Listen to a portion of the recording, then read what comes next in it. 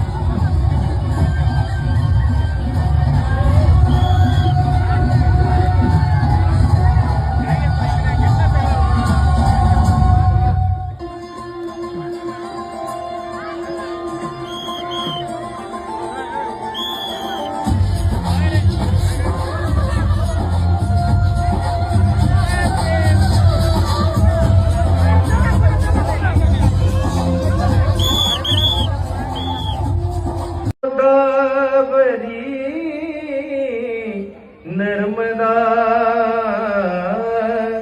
कावेरी शरयू महेंद्र तनय दुसरी कोरडे की एवढ्या खासदारा जेवण झालं त्यात 2-3 कमेंट पडल्या जेवणाच्या की इंद्रिकर महाराज एवढं जेवण ठेवतात, मग त्यांनी मठ्ठ्यावर मी बोलतो त्यांनी मठ्ठा केला का? तर पहिला प्रश्न जो मेठा मी माझ्या सगळ्या कार्यक्रमात वजा केला, हे त्याच्याबद्दल बोलायचं तुम्हाला राईट नाही। दुसरी गोष्ट, बऱ्याच लोकांनी गुलाबजामुनची चर्चा केली, तो लांब असावा, मी गुलाबजामुन केलाच नाही। दुसरा मुद्दा केला, तिसरा मुद्दा असा होता लोकांचा की बऱ्याच आरतीवर बरोबर होत्या की तिसरी गोष्ट अशी होती महाराष्ट्रीयन जेवण असावं।